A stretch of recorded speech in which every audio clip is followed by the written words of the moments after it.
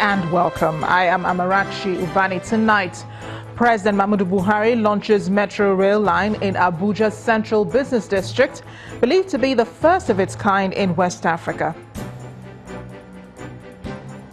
Nigeria's main opposition party, the People's Democratic Party, protests against alleged attack on Ekiti State Governor Ayodele Fayose by anti-riot police. The Independent National Electoral Commission, INEC, distributes sensitive materials to all 16 local government areas in Ekiti State ahead of Saturday's governorship election. And President Donald Trump's victory claim over defense spending at the North Atlantic Treaty Organization in Brussels generates dispute.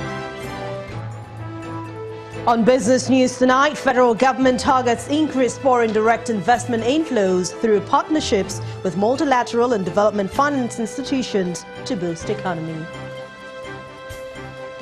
And on sports news tonight, Serena Williams becomes the first new mother in 38 years to reach the Wimbledon final after the 23-time Grand Slam winner beats Germany's Julia Georges in the last four.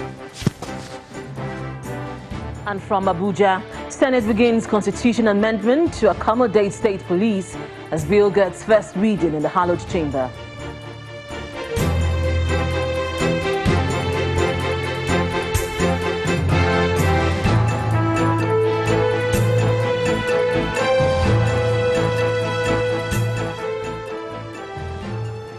We begin from the nation's capital, Abuja, where President Muhammadu Buhari today inaugurated the first phase of the Abuja Rail Mass Transit Project, which is an integral part of the federal capital city's transportation master plan. The project is designed mainly to convey large number of commuters and goods between satellite towns, with the plan to integrate it with the national rail network when completed. At the event held at the Abuja Metro Station, located in the Central Business District of the city, President Buhari described the project as a demonstration of his administration's commitment to deliver on its promises. The Abuja Light Rail has come to life 9 years after the FCT Secretariat started it, and about 2 years after President Buhari commissioned the Abuja-Kaduna train service. The project is designed mainly to convey a large number of commuters and goods between satellite towns, with a plan to integrate with the national rail network when completed. President Buhari describes it as a dream come true. What we have in the Federal Capital Territory is another evidence that we are a government that delivers on its promises. I have observed keenly other milestones that this administration has achieved, especially in the areas of education, public utilities, and infrastructure development. The president in company of government officials takes a ride, signaling commencement of the train service, said to be the first of its kind in West Africa.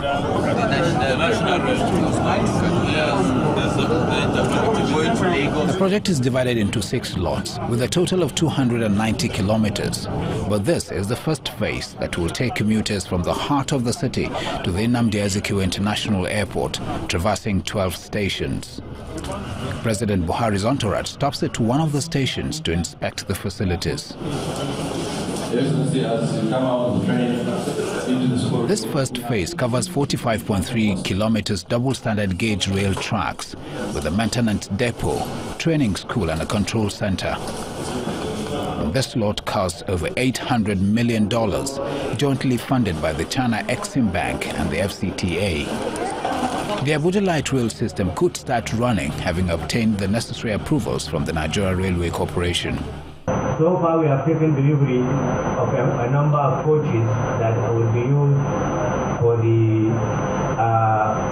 operations, while the main coaches, numbering 48, would arrive in due course.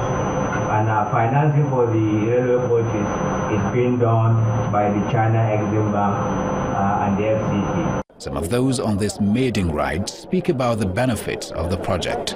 Apart from job opportunities, each train station and corridor is an economic cluster of activities. Around train stations today, you find hotels, you find shopping centers, you find residential facilities. land values are going to go up. The impact is that it will make things easy. It will be seamless. You come from the light rail and straight into the aircraft and vice versa, and it makes transportation more efficient. The FCT authorities desire to complete other phases based on preferential demand and availability of funds. Now we're back where we started from, the Abuja Metro Station, for that over 44-kilometer train ride that terminated at the Nnamdi Azikiwe International Airport. It's a train ride that has been eagerly awaited for by many in the nation's capital. If sustained, it could potentially, for one thing, ease the pressure on the roads in the capital city. From the Central Business District area in Abuja, Ibrahim Adra, Channels Television News.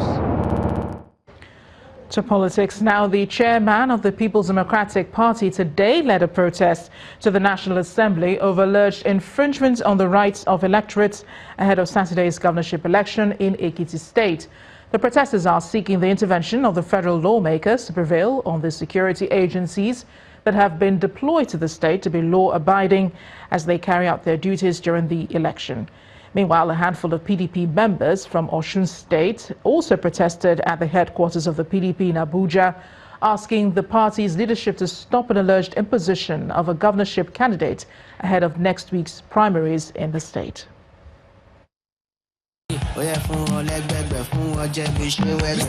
It is barely 48 hours to the Saturday, July the 14th governorship election in Ekiti State.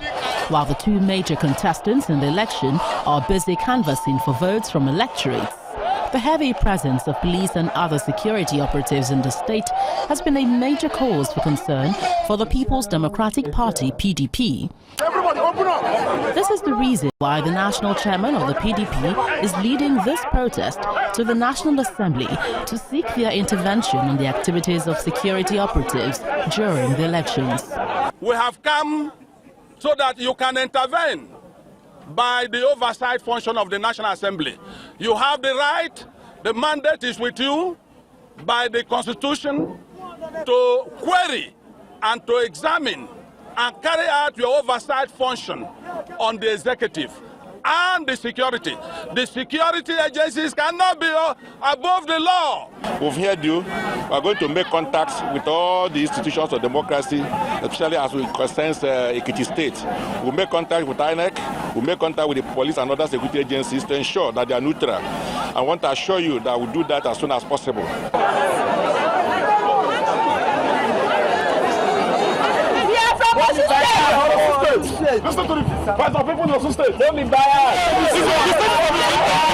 In a related development, a handful of PDP members from Osun State protest at the PDP headquarters in Abuja over an alleged imposition of a governorship candidate in next week's primaries in the state. We want a leader, Prince Secondo, and the other National Working Committee to give us free, fair, and credible primaries. No, we said no imposition. The Inspector General of Police had last week deployed 30,000 police officers to Ekiti State in order to maintain law and order during the Saturday governorship election. Ekiti and Osun State's governorship elections are the two major elections that the electoral umpire INEC will conduct before the 2019 general polls, and many political watchers have described these elections as a mirror of what should be expected next year. They want to follow the cards. They won't recognize. The countdown to the governorship election in Ekiti is drawing close, and what better time for a crossing of T's and dotting of I's? In this case, the Independent National Electoral Commission, INEC, is doing more than checking the boxes. The commission is deploying technology and confidence that it will improve credibility for the electoral process.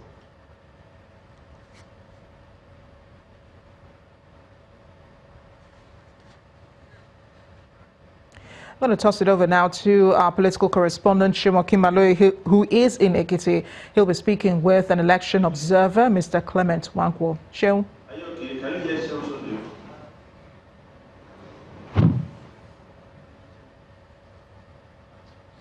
To Ekiti, and we're now being joined on the news at 10 by the co-convener of the election situation room, Mr. Clement Nwanko. Thank you so much for joining us on the news at 10. Thank you. Let's begin with the issues of security, which has been perhaps on the lips of so many voters in Ekiti and Ekiti at large. What are your thoughts about the ongoings? We have repeatedly raised concern about the security aspect of elections. Looking at INEC, INEC has indicated preparedness. We have followed the process today, the distribution of sensitive materials, and it looks like it's going really well. We're watching the security situation very closely. Don't forget that only yesterday there were issues raised by the incumbent governor about his encounter with the security forces here.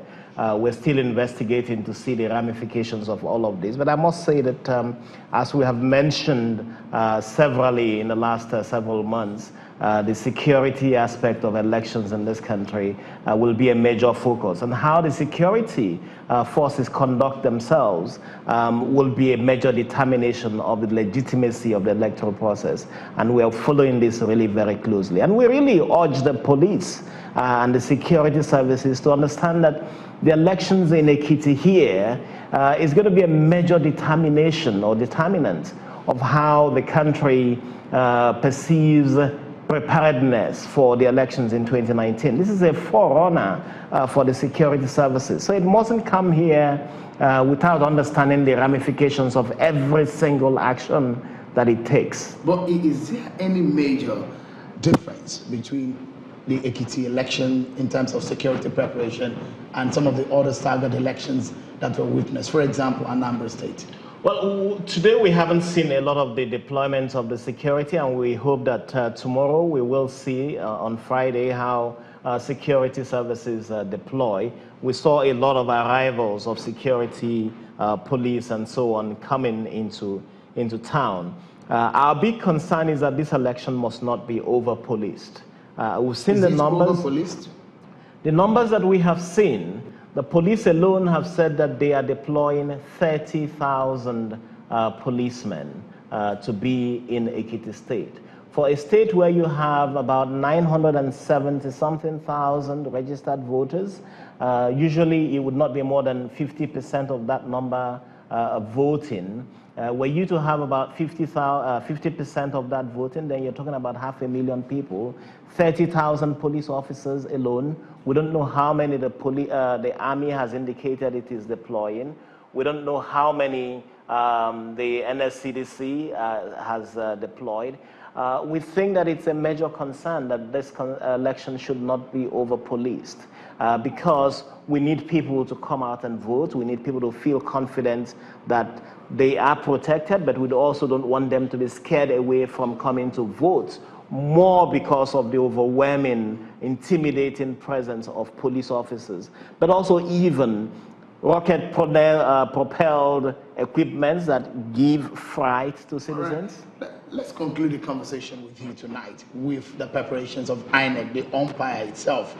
What do you make of their preparations, considering the fact that they want this to be a test for the 2019 elections?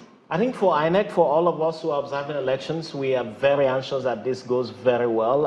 Today we were at the central bank where sensitive materials were being distributed by INEC, and we saw that it was a very, very smooth process. We have also seen reports indicating that these have been successfully delivered in the polling units. Now we want in the different racks where this is going to go right down to the polling units. We're going to follow the process to see that materials are distributed, personnel are available, and that INEC knows exactly what it's doing. Mr. Clement Nwanko, convener of Election Situation Room, it's a pleasure having you on the news at 10. Thank you. Thank you for talking to us. And that's been it from Ekiti. It's back to you now in Lagos. A lot, Shale. In part two, after the break, Supreme Court elevates 31 lawyers to the position of Senior Advocate of Nigeria. Please stay with us.